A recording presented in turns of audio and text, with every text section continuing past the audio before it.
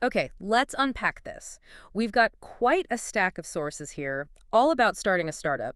This is really a deep dive specifically for you, the listener. If you want to understand the landscape quickly, maybe get those aha moments and figure out what's really important without getting too bogged down. Absolutely.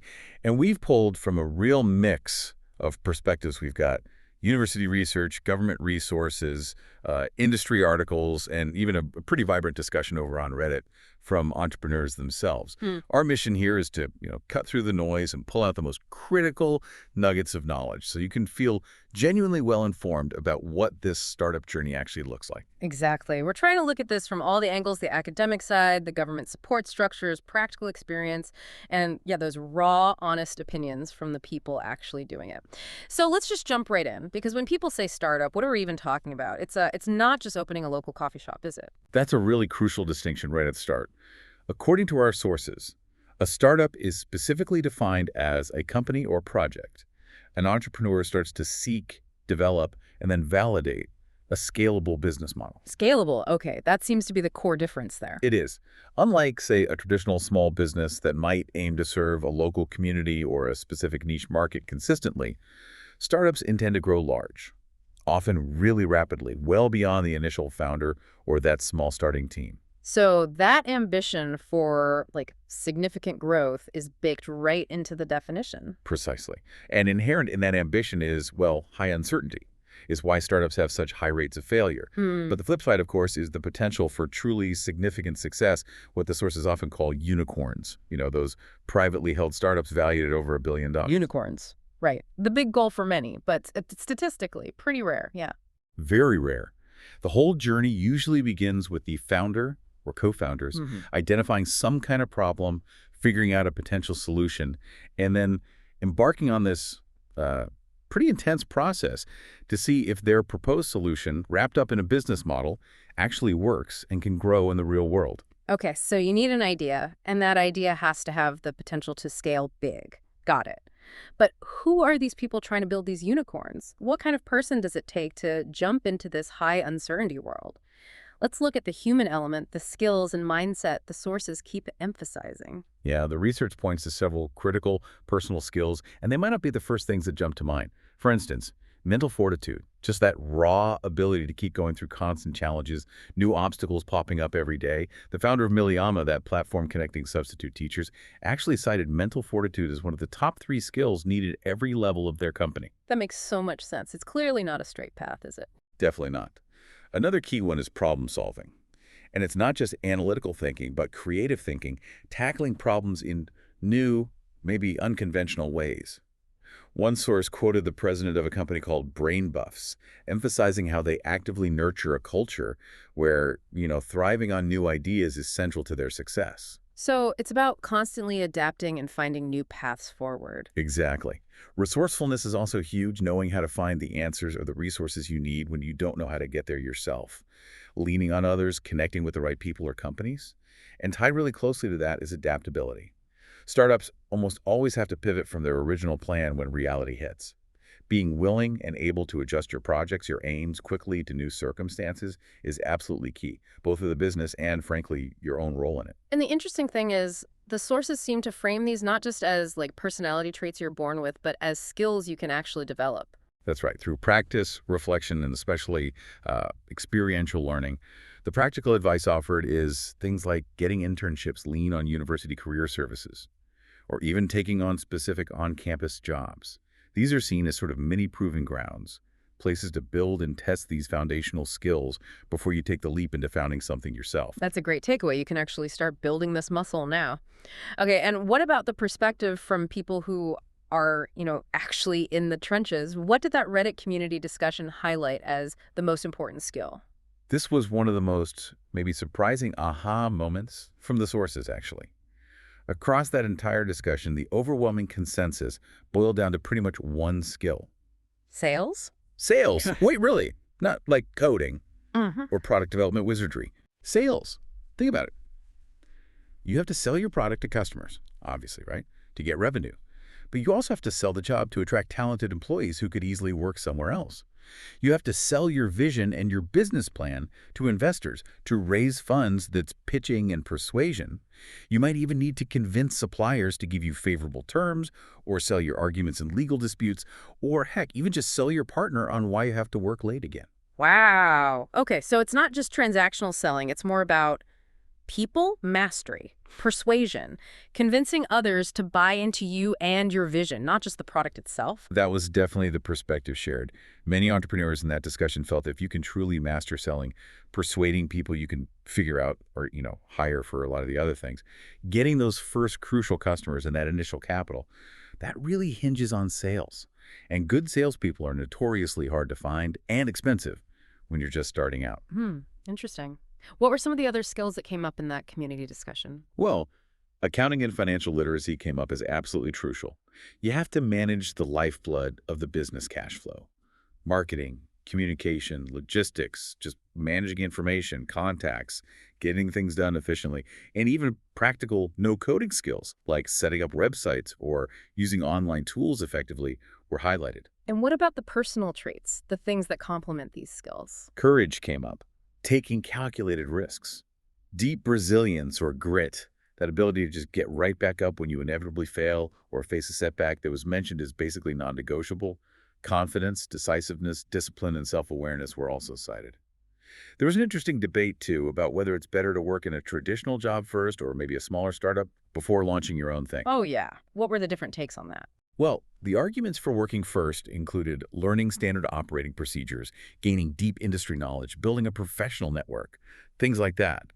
The counter-arguments ranged from the idea that it could sort of kill your entrepreneurial spirit to the belief that you just learn far more by diving in and starting.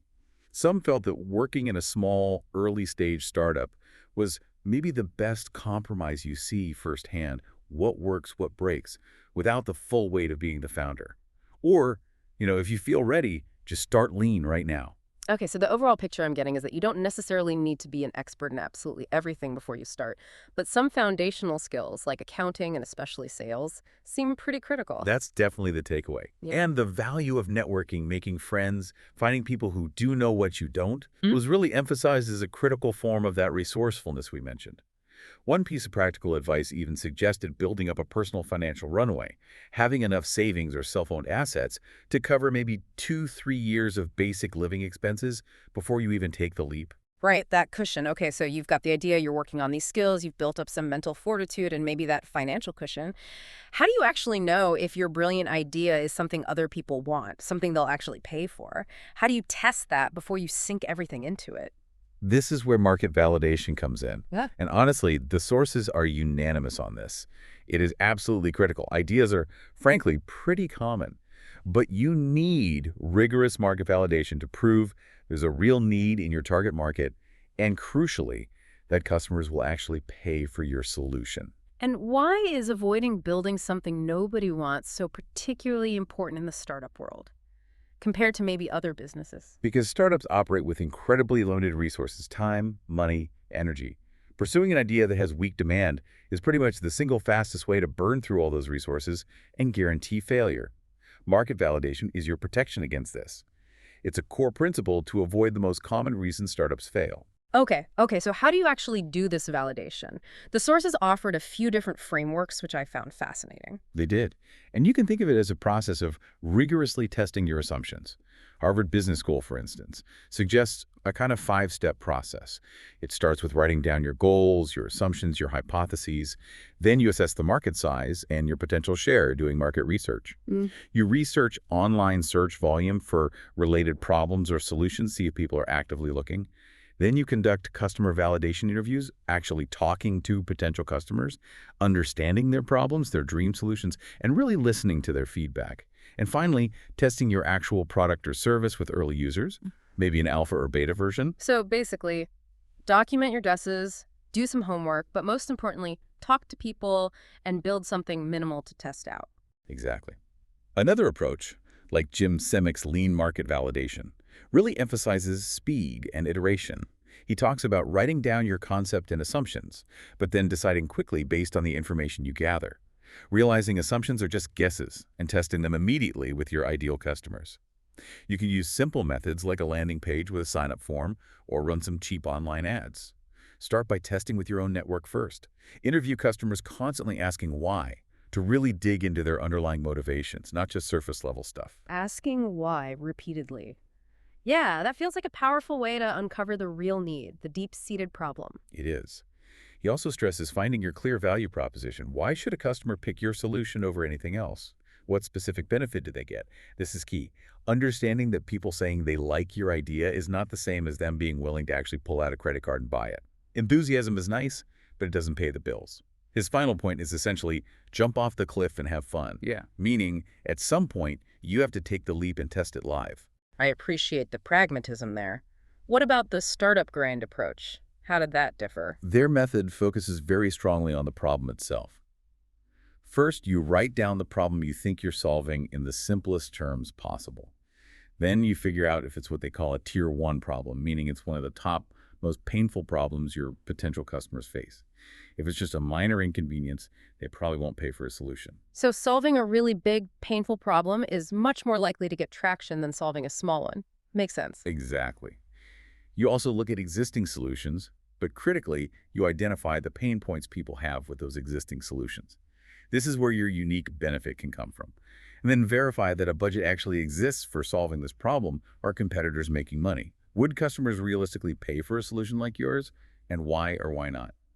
This feedback should then directly shape your product roadmap. And there were a couple of others that seemed to reinforce similar ideas, right? Like Failery focusing on pre-selling or Y Combinator seeing ideas as growth hypotheses. Yes, absolutely. Failery's framework is very direct. Set a specific pre-selling goal, how many sales count is validated, then build a minimum viable offer, MVO, which could be just a simple landing page describing the thing, pre-sell that MVO using various channels, and then analyze the result. Did you hit your goal? Yes. Okay, proceed. No, the idea isn't validating. Quit. Refund any pre-orders. Save your resources. It's kind of harsh, but very efficient. That's very clear-cut. Validate or abandon ship. Right. And Y Combinator, as presented by Kevin Hale, sees startup ideas as hypotheses for growth. You need a meaningful problem that allows for rapid growth potential. You need a solution, but treat it as an experiment to test that hypothesis. And you need an insight, why will this specific solution gain traction? What's your competitive edge, your unfair advantage? He lists examples of unfair advantages. Maybe unique founders with specific expertise, or a market that's just exploding in growth, or a product that's truly 10 times better than the alternatives, or maybe built-in word-of-mouth potential, or even the possibility of creating a natural monopoly effect down the line. Wow, that's a lot of detail from different sources. But what are the absolute core principles here? The threads running through all these validation methods. Despite the different names and steps, they pretty much all emphasize. You must define and write down your assumptions and hypotheses clearly.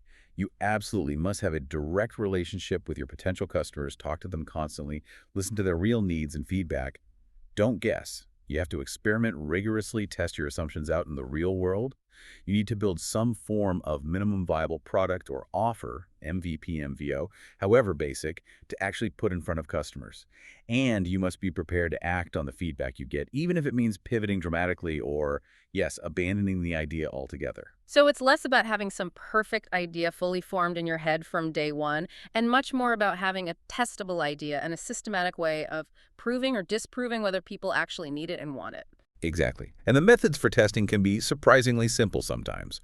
Surveys, cold calling, sending emails to gauge interest, word of mouth, looking at market research data. The key is gathering real evidence, not just relying on your gut feeling or what your friends tell you. Oh, okay. Let's say you've done the work, you've tested, and you actually have validation that your idea has potential. What are the practical steps then to actually get this thing off the ground? To turn that validated concept into a real business? Right, moving from idea to execution. The sources outline several key steps here. First, create a business plan. And this isn't just some formality or hoop to jump through. It's genuinely your roadmap. It describes your product or service, your industry, how you'll operate, your finances, your market analysis. It forces you to think things through systematically and critically. It's pretty much essential if you plan on seeking any kind of external financing. Lenders and investors will absolutely want to see it. So plan first, then ask for money. Makes sense. Precisely. Next up are the legal steps. This involves things like applying for the necessary licenses and permits for your industry and location, registering your official business name, getting a federal tax ID number, potentially filing for trademarks to protect your brand.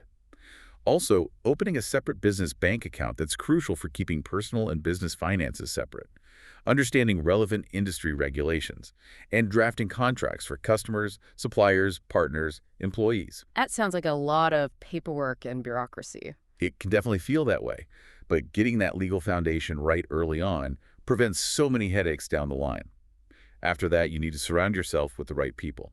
This means finding essential advisors, think attorneys, CPAs, insurance professionals, bankers who can guide you in their specific areas of expertise. It also means building your core team co-founders, maybe contractors, or your initial employees. I noticed the sources often mention that a core founding team typically includes like a product person, a marketing person, and someone focused on finance or operations. Yes, that seems to be a pretty common and often effective combination to cover the key functions needed early on. It's also worth noting here that co-founder status isn't actually legally defined on its own. It can lead to significant disputes if roles, responsibilities, and especially equity splits aren't clearly agreed upon and documented right from the start. Oh, good point. Need to get that in writing. What about location?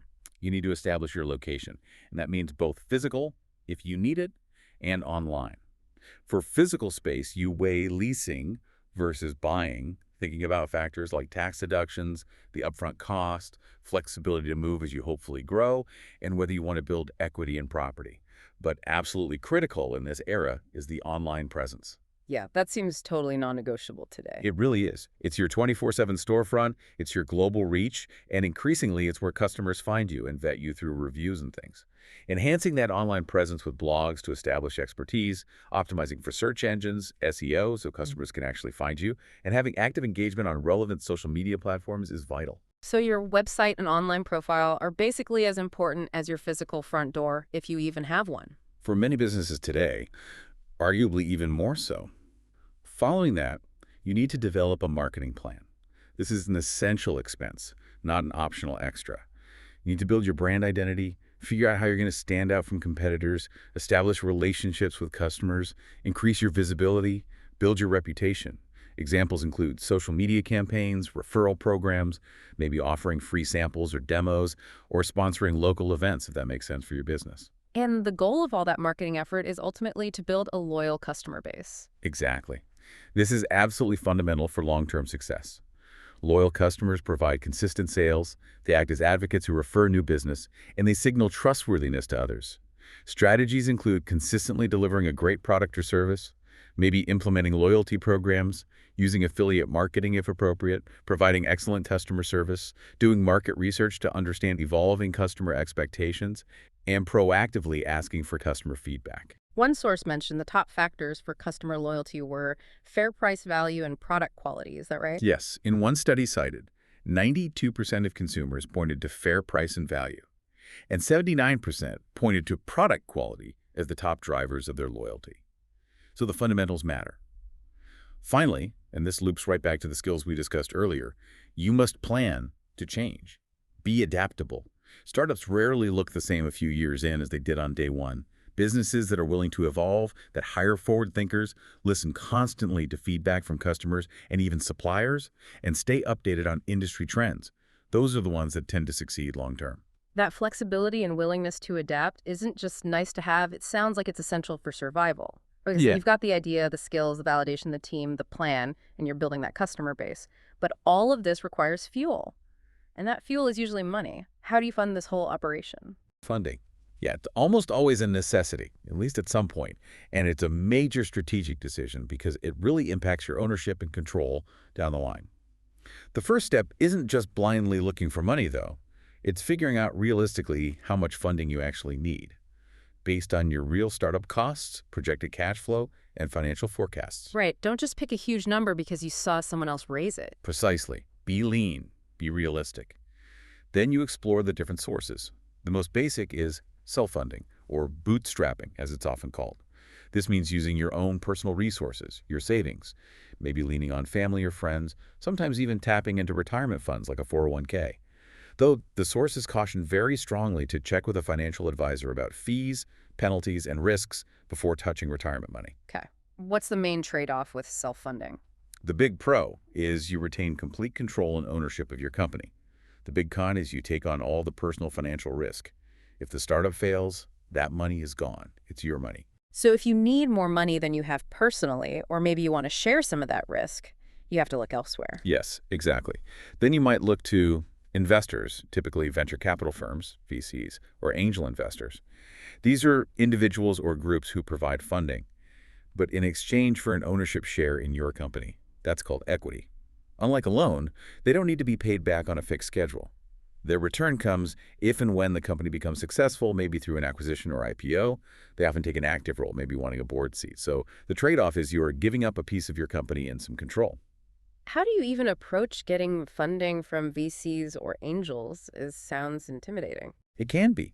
The general process involves identifying potential investors whose focus industry, location, stage of business matches yours. You research their reputation. Then you share your detailed business plan, your pitch deck. If they show interest, they conduct rigorous due diligence, basically. They kick the tires on everything. Your team, your market, your product, your financials, your legal structure, you name it. If that goes well, you negotiate and work out the terms of the investment in something called a term sheet. And then the funding is provided, often in stages or rounds tied to hitting agreed-upon milestones. Yeah, that sounds like a complex, time-consuming process. What about crowdfunding? That seems simpler on the surface. Crowdfunding has definitely become very popular. This is where you raise funds, often smaller amounts, from a large number of individuals. The crowdfunders, usually through online platforms like Kickstarter or Indiegogo. Crucially, in most crowdfunding models, these individuals don't receive ownership or expect a financial return in the traditional sense. Instead, they typically receive a gift or a perk. Often the product itself is a pre-order or maybe special recognition. It's often lower risk for the founder because you usually aren't obligated to repay if the project fails, although you absolutely must read the specific platform's fine print carefully. So crowdfunding is more like collecting pre-orders or maybe donations, not really selling a piece of the company itself. Exactly. In most reward-based or donation-based crowdfunding, there is equity crowdfunding now too, which is more complex, but the common form is reward-based. Another significant option, if you want to retain full ownership but still need funds, is a small business loan. To increase your chances with the traditional bank, you need that solid business plan we talked about, a clear expense breakdown, and realistic financial projections, often looking out 5 years. You'd shop around at different banks and credit unions to compare offers and terms. And I know the government often has resources here too, right? The SBA. Yes, the U.S. Small Business Administration, the SBA, has several programs designed to help. If traditional banks view your new business as maybe too risky for a standard loan, the SBA can guarantee a portion of that loan. This reduces the bank's risk and makes them more willing to lend to new ventures. The SBA even has an online tool called Lender Match to help connect entrepreneurs with participating lenders. And they have some direct investment programs as well, don't they? They do. There's the SBIC program, Small Business Investment Company. These are privately owned investment funds licensed by the SBA. They use their own capital, plus funds guaranteed by the SBA, to make equity and debt investments in small businesses. There are also the SBIR and STTR programs, Small Business Innovation Research and Small Business Technology Transfer. These are competitive, awards-based federal programs providing funding, essentially grants, for small businesses doing research and development that has strong commercial potential. The STTR program specifically requires a partnership with a nonprofit research institution, like a university. Okay, so there's really a whole spectrum of options then, from risking your own savings to getting bank loans, tapping government-backed programs, bringing in sophisticated investors who take a chunk of ownership, or even pre-selling to a large crowd online. That's right. And the sources even gave an example of how these can sometimes be combined. They talked about John and Kelly, who started an auto shop. They used a mix. They put in their own savings first, then got a small investment from a firm, then ran a successful crowdfunding campaign, which got them initial customers and some cash flow, and then they secured the remaining funds they needed through an SBA-backed loan because the bank still saw them as a bit too risky for a standard loan on its own. That's a great illustration that you might actually need to piece it together from different places. But is getting external funding always necessary? Do all startups need investors? Not at all. The sources made sure to highlight examples of very successful companies that were initially bootstrapped, meaning they grew using their own profits with little or no external capital. Exactly. Think MailChimp, Shopify. Shutterstock. Whether you need external funding depends heavily on your specific business model, how quickly you need to scale compared to competitors, and whether you can generate revenue fast enough to fund your own growth. Bootstrapping is possible, just often slower. And intellectual property protection IP came up as particularly important for funding, especially in tech startups. Absolutely. For many tech startups, their intellectual property patents, trademarks, copyrights, trade secrets makes up a massive percentage of their overall value. One source cited that IP can represent up to 75% of the value of some public companies in the U.S. Protecting that IP early is crucial for your valuation and for attracting serious investors, as it's often the core asset they're investing in. The funding landscape itself has also changed quite a bit over time, hasn't it? Yes. Historically, publicly asking strangers for money, soliciting funds, was pretty restricted, particularly after the Great Depression regulations came in. But in the U.S., the JOBS Act of 2013, specifically Title II, changed things significantly. It allowed startups to publicly advertise their fundraising rounds, as long as they only actually sold shares to accredited investors, basically, wealthy individuals or institutions. This, combined with the rise of online equity crowdfunding platforms, has helped streamline access to capital and deal flow for many startups, made it a bit more visible. And on a global note, the sources mention a kind of disparity between funding levels in Europe and the U.S.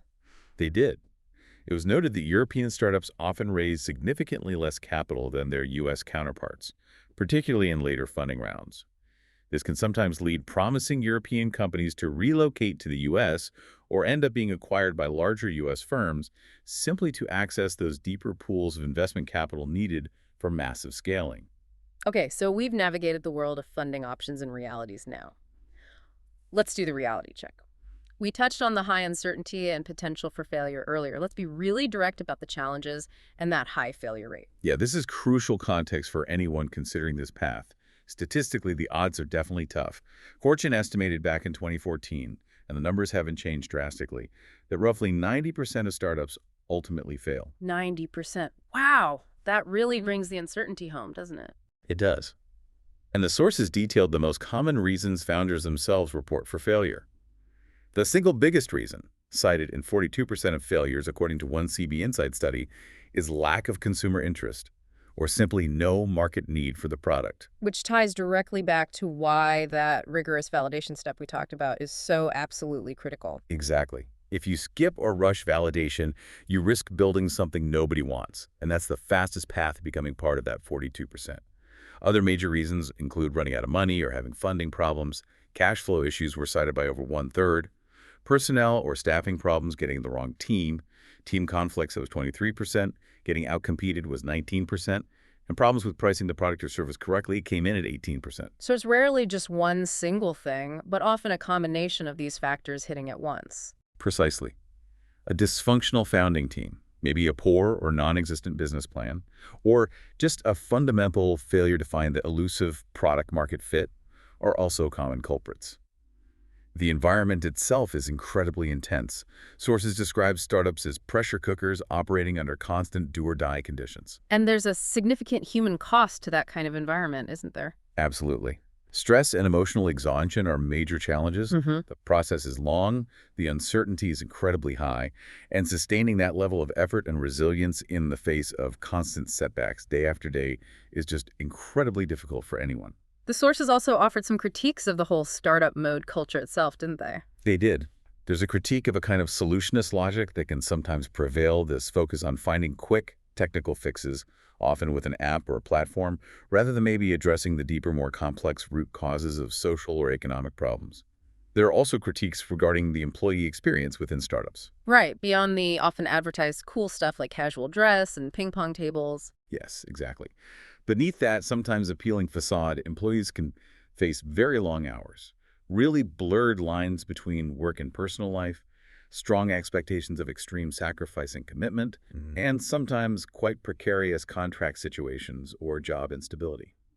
The informal nature and the reliance on voluntary commitment or cultural fit can sometimes inadvertently lead to employees working excessive overtime or feeling pressured to constantly exceed expectations without clear boundaries or maybe adequate compensation for it. So that flexibility and the flat structure that seems appealing can sometimes come with pretty significant demands and stability for the team members. That's the point raised in the critique.